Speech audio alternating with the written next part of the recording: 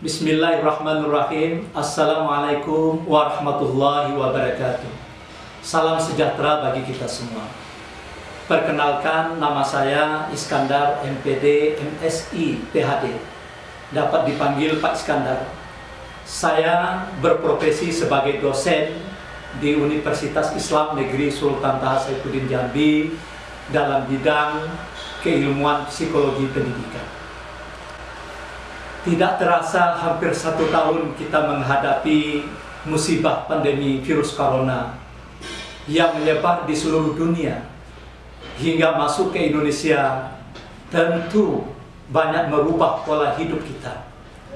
Sekarang ini gadget sudah menjadi sebuah kebutuhan, sebab aktivitas yang harus serba digital melalui jaringan internet menyebabkan kita semua harus beraktivitas dari rumah dan belajar dari rumah dan gadget yang canggih serta jaringan internet. Keadaan ini membuat kita lebih lama menatap gadget daripada biasanya. Bahkan terkadang membuat kita lelah dan jenuh jika terus-menerus menatap gadget. Namun, jika penggunaan gadget tidak dikelola dengan baik, akan memberi dampak buruk pada kita, khususnya anak-anak yang masih perlu bimbingan dan pengawasan dari orang tua dan guru. Tahukah kamu, tentu kebiasaan baru ini dapat berdampak pada kesehatan fisik dan emosi kita jika tidak dikelola dengan benar. Kira-kira ada nggak ya yang pernah lagi asik bermain gadget ketika dipanggil oleh mamanya nggak dengar atau malah marah? Kira-kira pada tahu nggak ya kenapa bisa begitu? Yuk jadi detektif, mari cari tahu mengapa sih gadget bisa mempengaruhi emosi kita. Bisa nggak ya kita kontrol emosi kita? Yuk kita belajar bersama saya, Pak Iskandar. Ada 2 poin penting, yaitu kecerdasan dan emosi. Kecerdasan merupakan kemampuan seseorang untuk melakukan sesuatu. Sayangnya, masih ada orang tua, guru yang menganggap seorang anak pintar itu jika lancar baca tulis, lancar berbicara, lancar berhitung, supaya mendapat ranking dan nilai rapor yang tertinggi di kelasnya.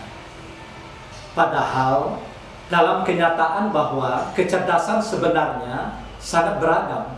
Salah satu adalah kemampuan mengelola emosi yang disebut dengan kecerdasan emosi.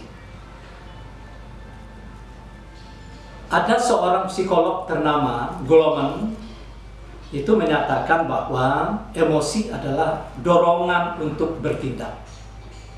Pernahkah kamu mempunyai pengalaman terjatuh dan terluka? Apa yang kamu rasakan? Sakit bukan? Jika kamu menangis dan meringis kesakitan, itulah ungkapan emosi.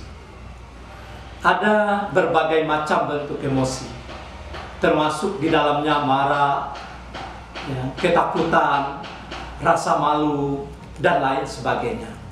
Sehingga mari kita simpulkan bahwa kecerdasan emosi adalah kemampuan seseorang anak untuk mengelola emosi yang dirasakan seperti kecemasan, kebosanan, dan kekecewaan, serta kegembiraan, kesedihan, dan lain sebagainya.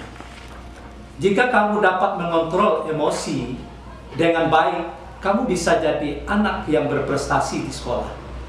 Hal itu dapat terjadi karena anak dapat bersosialisasi dengan baik, dapat bersosialisasi dengan banyak orang, seperti menjalin hubungan baik dengan guru, dengan sesama teman, keluarga, dan orang tua, dan orang lain.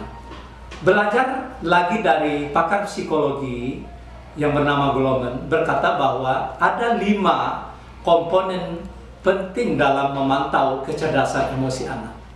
Yang pertama, self awareness, pengenalan diri. yaitu kemampuan mengenali emosi dari penyebab dari emosi tersebut.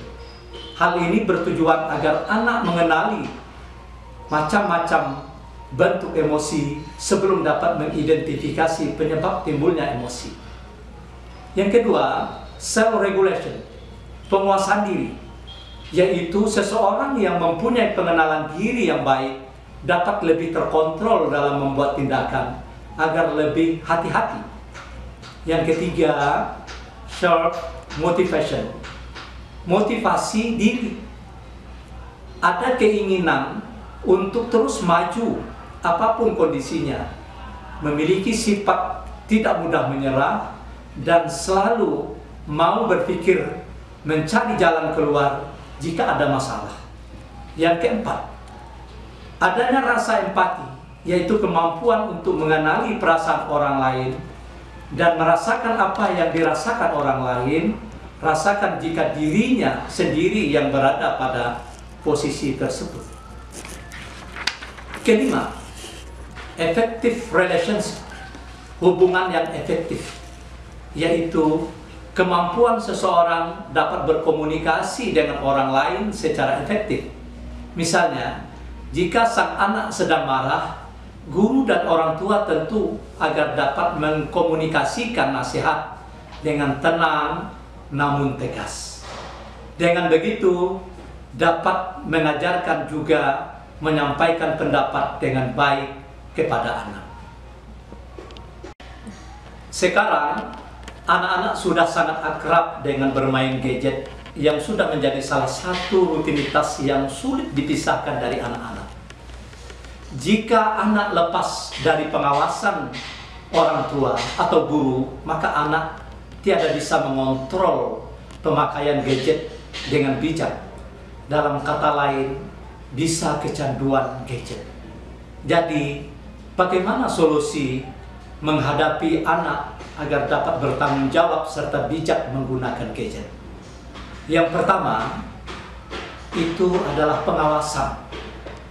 Orang tua atau guru dapat mengontrol dengan membatasi waktu anak memegang gadget. Anak harus belajar memahami kapan gadget berguna untuk belajar, kapan untuk bermain, dan begitu seterusnya. Yang kedua, alihkan perhatian anak. Bisa lakukan kegiatan fisik dengan bersama, seperti membereskan rumah, memasak bersama, belajar cocok tanam, agar anak tidak merasa kesepian dan selalu melakukan kegiatan positif. Yang ketiga, telusuri. Orang tua dapat memantau dengan meminta password ponsel anak, email, maupun akun sosial media anak. Namun, kondisi seperti ini hanya perlu dilakukan apabila anak masih perlu diawasi. Yang keempat, kita ajak anak untuk diskusi.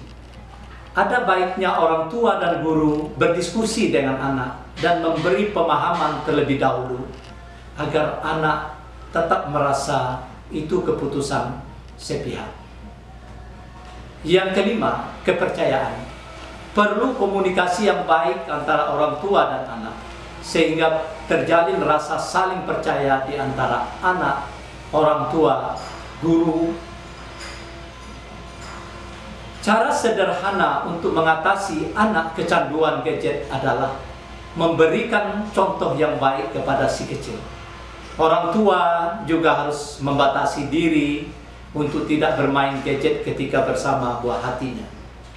Jangan sampai anak terkena dampak negatif dari penggunaan gadget yang berlebihan, seperti kurang peka dengan lingkungan sekitar, asik dengan diri sendiri, sulit mempertahankan kontak mata dengan lawan bicara, sebab ketika mata lawan bicara terlalu sering main gadget, kemampuan otak, terutama emosi dan sosial anak, tidak terlatih dan berkembang dengan optimal. Mari belajar mengelola emosi.